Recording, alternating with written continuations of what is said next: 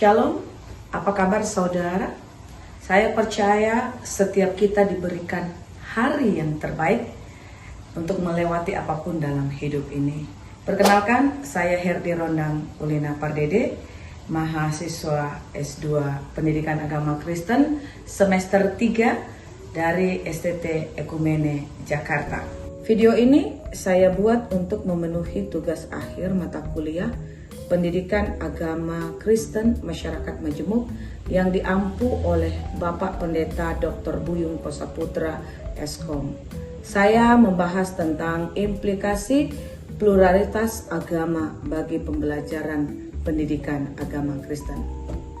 Indonesia merupakan negara yang memiliki keragaman, baik agama, ras, suku, budaya, dan sebagainya, yang dipersatukan oleh Pancasila. Sejak dahulu negara Indonesia mengedepankan keagamaan atau kepercayaan dalam perjalanan bangsa.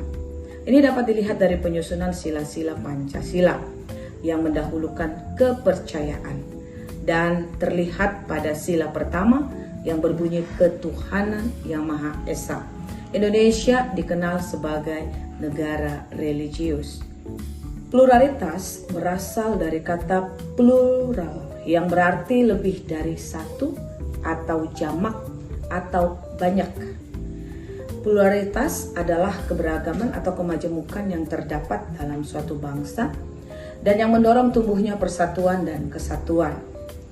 Pluralitas agama dipandang sebagai sebuah pengakuan atas keberagaman agama-agama dengan tetap memegang prinsip dan cara pandang agama terhadap agama lainnya dalam arti yang positif.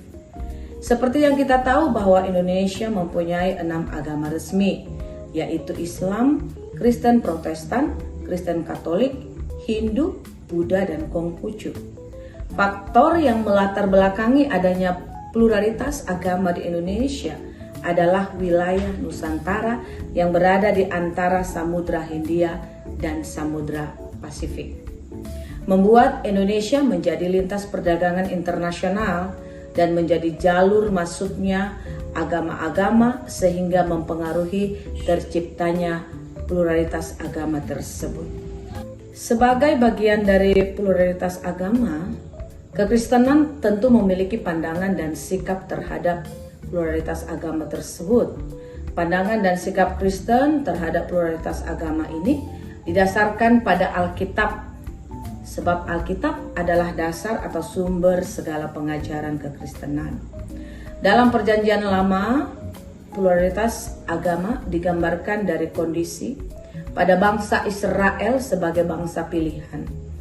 Dalam waktu tersebut, Tuhan ternyata juga menerima dan mengakui keberadaan bangsa-bangsa lain, meskipun bangsa Israel sudah menjadi bangsa pilihan. Kenyataan ini memperlihatkan beragam sikap terhadap pluralitas, yaitu eksklusif dan pluralis, serta toleran, kompromis, dan bahkan submisif terhadap kenyataan bahwa ada pihak-pihak lain di sekitar dan mereka bahkan dikasihi dan dijadikan tangan kanan oleh Allah juga. Sumber utama pandangan dan sikap Kristen dalam Alkitab Perjanjian Baru tentang pluralisme atau toleransi adalah teladan yang diperlihatkan oleh Yesus. Yesus atau agama Kristen muncul, berkarya, dan beredar mula-mula itu di dalam masyarakat dan agama Yahudi. Dari ajaran Yesus dalam Perjanjian Baru, terlihat bahwa ada pandangan yang bersifat eksklusif di dalam berhadapan dengan pluralitas. Namun itu tidak menunjukkan penolakan atau antipati terhadapnya. Pluralitas diterima, dipahami, dan dihargai sebagai sebuah kenyataan mutlak. Terhadap pluralitas seperti ini yang diajarkan oleh Yesus terlihat dalam contoh yang dia lakukan ketika bertemu dengan perempuan Samaria. Ada perjumpaan yang proaktif dan melakukan dialog. Ini dimaksudkan dan berfungsi menghasilkan saling paham, saling mengerti, dan saling mengangkat harkat martabat hidup. Yesus mengambil contoh atau teladan yang baik dari pihak lain juga. Dalam hal ini terlihat dari cerita tentang orang Samaria yang baik hati. Jadi di samping penerimaan terhadap pluralitas, penerimaan itu harus bermanfaat dan menjadi berkat serta membawa damai sejahtera bagi semua pihak. Pengajaran pendidikan agama Kristen tentu sejalan dengan proses berteologi. Ya. Pemahaman dan sikap teologis yang dipegang dan dilaksanakan oleh umat-umat Kristen memiliki pengaruh atau implikasi terhadap usaha untuk mengajarkan ajaran dan nilai-nilai Kristiani kepada anak didik. Dalam konteks masyarakat khususnya di Indonesia dengan pluralitas agama dan umatnya, pengajaran pendidikan agama Kristen seharusnya dipengaruhi oleh konteks plural tersebut. Oleh karena itu, istilah pendidikan agama Kristen yang pluralitas atau kontekstual menjadi keharusan diterima dan diwujud nyatakan.